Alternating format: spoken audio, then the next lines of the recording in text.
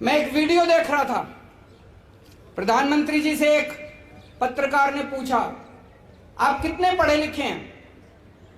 उन्होंने कहा मैं हाई स्कूल तक गया हूं, उसके बाद मैंने पढ़ाई नहीं की। एक और उनका भाषण सुन रहा था, उसमें वो खुद ही कह रहे थे मैं कोई खास पढ़ा लिखा नहीं हूं, गांव के स्कूल में गया था, उसके बाद मैंने पढ़ाई नहीं की।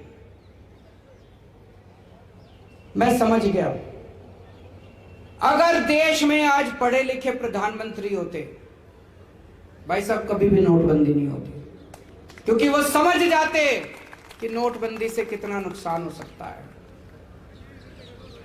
अगर पढ़े लिखे प्रधानमंत्री होते तो देश 10 साल पीछे नहीं चला जाता, देश की अर्थव्यवस्था 10 साल पीछे नहीं जाती। पढ़े लिखे प्रधानमंत्री बहुत जरूरी है। जीएसटी लागू किया गया, जीएसटी तो लागू होना ही था, उसके पहले कांग्रेस की सरकार से ये जीएसटी के टाइम से जीएसटी का मामला चल रहा था। जीएसटी लागू किया गया, लेकिन जिस तरह से लागू किया गया,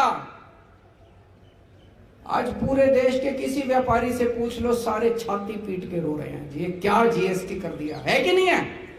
किसी से जीएसटी नहीं संभल रहा। इतने बड़े बड़े चार्टर्ड अकाउंटेंट रख लिए, उनकी फीस रख ली है, जीएसटी पल्ले ही नहीं पड़ता। आज अगर हमारे देश के प्रधानमंत्री पढ़े लिखे होते, जीएसटी ठीक से लागू हो गया होता, इतनी तकलीफ नहीं होती पूरे देश के अंदर व्यापारियों को जितनी आज जीएसटी की वजह से लोगों को तकलीफ हो रही है। दोस्तों, ये 3 किसानों के खिलाफ कानून लेके आए, बोले बड़ी क्रांति आ जाएगी, बड़ी क्रांति आ जाएगी। किसान रो रहे हैं, पीट रहे हैं, धरने कर रहे हैं, प्रदर्शन कर रहे हैं। किसान कह रहे हैं मर जाएंगे, ये कानून मत करो, माने ही नहीं।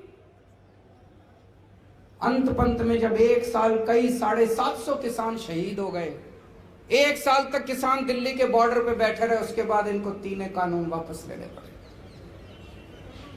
आज अगर देश में पढ़े लिखे प्रधानमंत्री होते, वो पहले ही समझ जाते कि ये 3 कानून किसानों के खिलाफ है।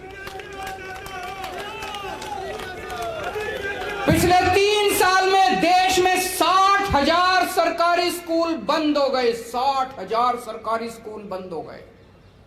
हमारे देश की जनसंख्या बढ़ रही है, गरीबी बढ़ रही है, और सरकारी स्कूल बंद हो रहे हैं। ये चल क्या रहा है? सरकारी स्कूल तो और खुलने चाहिए थे, 60,000 क्या 6 लाख सरकारी स्कूल खुलने चाहिए थे। देश में 6.25 लाख गांव है, हर गांव के अंदर एक सरकारी स्कूल होना चाहिए, और ये स्कूल बंद कर रहे हैं। आज अगर एक पढ़ा लिखा प्रधानमंत्री होता, वो शिक्षा की कीमत को समझता, वो समझता कि देश को आगे ले जाने के लिए शिक्षा कितनी जरूरी है, वो 60,000 सरकारी स्कूल बंद नहीं करते, वो 6 लाख नए सरकारी स्कूल खोलते। आजादी के बाद 75 साल हो गए, आज तक देश के सरकारी स्कूलों का इन सारों ने मिलकर भट्ठा बिठा दिया। गरीब अपने बच्चों को मजबूरी में सरकारी स्कूलों में भेजते हैं। 75 साल के बाद ऊपर वाले ने एक शख्स को भेजा, मनीष सिसोदिया। उसने देश के सरकारी, दिल्ली के सरकारी स्कूलों का कायाकल्प कर दिया। आप जाके देखो, अभी मैं 4 दिन पहले एक नया स्कूल उद्घाटन करके आया हूं, दिल्ली का डीपीएस मॉडर्न स्कूल, वसंत वैली, जीडी गोयंका को पीछे छोड़ते हैं आज हमारे दिल्ली के सरकारी स्कूल। इतना शानदार स्कूल, इतने शानदार सरकारी स्कूल, इतना हमारे बच्चे, गरीबों के, रिक्शे वाले के, मजदूर के बच्चे आज डॉक्टर, इंजीनियर, वकील बन रहे हैं।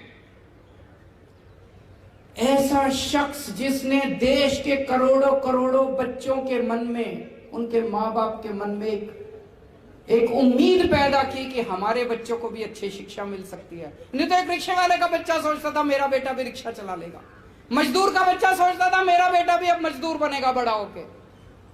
अब ये सपना देख रहे हैं हमारे बच्चे डॉक्टर बनेंगे, इंजीनियर बनेंगे, अमीर बनेंगे। ऐसे शख्स को प्रधानमंत्री जी ने जेल में डाल दिया। कोई अगर पढ़े लिखे प्रधानमंत्री होते तो मेरे को फोन करते, कहते अरविंद जी पार्टीबाजी छोड़ो, आप ये मनीष सिसोदिया को मेरे को दे दो, मैं इसको देश का शिक्षा मंत्री बनाऊंगा। बोलते कि नहीं बोलते?